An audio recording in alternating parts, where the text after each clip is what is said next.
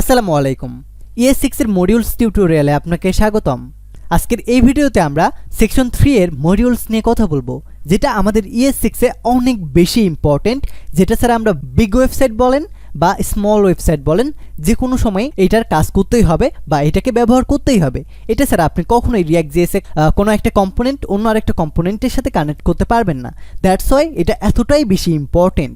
So এখন আপনার question হতে পারে, ES6 এর মডিউলস জিনিসটা আবার কি, মানে এতটাই ইম্পর্টেন্ট, সেটা কত না কঠিন জিনিস হবে, রাইট? আপনি তো এটা হয়তো ভাবতেছেন, বাট এইটা এতটা বেশি কঠিন না, একদম সিম্পল। জাস্ট আমাদের ইম্পোর্ট করতে হবে এবং এক্সপোর্ট করতে হবে, শেষ। এভাবে এক্সপোর্ট করতে হয় এক লাইনে এবং এভাবে ইম্পোর্ট করতে হয় এক লাইনে, জাস্ট 2 লাইন কোড। অনেক সিম্পল না? দেখেন, একদম সিম্পল। সো এই জিনিসটাকে প্র্যাকটিক্যালি দেখানোর জন্য আমি জাস্ট আমাদের কোড এডিটরে যাব, অ্যান্ড এই পার্টে আমাদেরকে 3টা ফাইল ক্রিয়েট করতে হবে। সবার শুরুতে করতে হবে index.html এবং এখানে বেসিক স্ট্রাকচারটা লিখে নিতে হবে। এই জায়গায় আমি লিখলাম ES6 মডিউলস, অ্যান্ড এই জায়গায় আমাদের index.js ফাইলকে index.html এর সাথে কানেক্ট করতে হবে।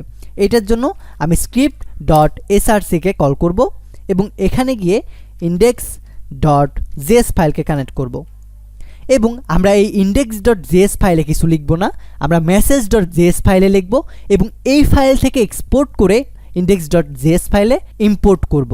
সো এই যে ইম্পোর্ট এবং এক্সপোর্টটা করব, এই জিনিসটাকেই মূলত বলা হয় মডিউলস।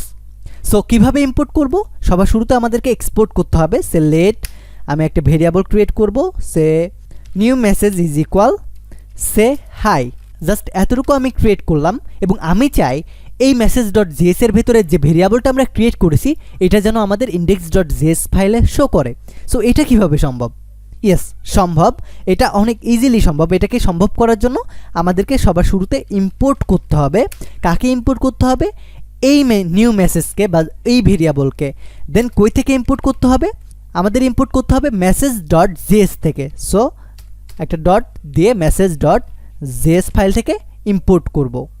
এবং এইটার পরে আমরা যে ইম্পোর্ট করলাম এটাকে তো এখান থেকে এক্সপোর্ট করতে হবে। যেমন আপনি যদি কোনো চায়নার ফোন কিনেন, চায়না থেকে তো এক্সপোর্ট করে দেন বাংলাদেশে ইম্পোর্ট হয়, রাইট? সো আমাদের এই জায়গায় যদি আমরা এক্সপোর্ট না করি কখনোই তো এই জায়গায় ইম্পোর্ট হবে না। সো এইটার জন্য আমাদের এই লেট ভেরিয়েবলটার আগে এক্সপোর্ট নামক কিওয়ার্ডটা লিখে দিতে হবে। অ্যান্ড এখন যদি আমরা এই জায়গায় ইম্পোর্ট করি তাহলে আমাদের এই জিনিসটা ইম্পোর্ট হবে। সো এখন জাস্ট আমাদের একটাই কাজ, console.log করা এবং এইটার ভিতরে নিউ মেসেজকে রেখে দেওয়া।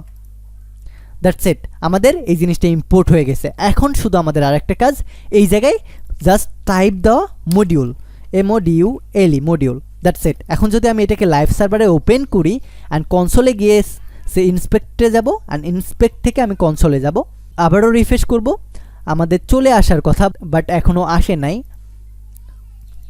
আমি এটাকে সেকেন্ড ব্র্যাকেটের ভেতরে রাখবো। এখন যদি আমি যাই, দেখেন আমাদের সে হাই এই মেসেজটা বলতেছে। রিফ্রেশ করি, দেখেন সে হাই মেসেজটা বলতেছে। আমি এই জিনিসটা দিতে ভুলে গেছিলাম। অবশ্যই আমাদের নিউ মেসেজ যেটা আছে এটার পাশে আমাদের যে সেকেন্ড ব্র্যাকেটটা আছে এটা আমরা দিয়ে দিব। সো এখন আমরা যে শুধুমাত্র ভেরিয়েবলকে এক্সপোর্ট বা ইম্পোর্ট করতে পারবো বা মডিউলস করতে পারবো এটা না, আমরা এখান থেকে ফাংশনকে এক্সপোর্ট করতে পারবো। দেন যে কোনো জিনিস, আমাদের একটা কম্পোনেন্টের ভিতরে যে জিনিস লাগে সেই জিনিসই আপনি ইম্পোর্ট করতে পারবেন, এক্সপোর্টও করতে পারবেন। অর্থাৎ আপনি যখন React.js শিখবেন তখন কম্পোনেন্ট সম্পর্কে জানবেন। যেমন ন্যাপবার, এটা একটা কম্পোনেন্ট। ন্যাপবারের পরে যে একটা স্লাইডার থাকে এটা একটা কম্পোনেন্ট। হেডার, ফুটার, যে ধরনের জিনিসগুলো থাকে এইগুলো React.js এ আলাদা আলাদাভাবে লিখতে হয়, আর এই জিনিসগুলোকে এক একটা কম্পোনেন্ট বলে। এই সকল আলাদা আলাদা জিনিসকে বা কম্পোনেন্টগুলোকে আমরা index.html এর সাথে কানেক্ট করি। এই যে কানেক্টটা করা হয় এটা করা হয় index.js এর মাধ্যমে। এই index.js এসে আমরা সবগুলো এইভাবে একটা করে কানেক্ট করি। সো এইটার জন্যই মূলত মডিউলসটা এত বেশি গুরুত্বপূর্ণ। আই হোপ আমি আপনাকে বোঝাইতে পারছি মডিউলসটা কি এবং কিভাবে ব্যবহার করতে হয়। সো এই ভিডিওটা এই পর্যন্তই থাকবে। আপনার যদি কোনো সাজেশন থাকে তাহলে নির্দ্বিধায় আমাদের কমেন্ট করতে পারেন। ধন্যবাদ। Take a risk.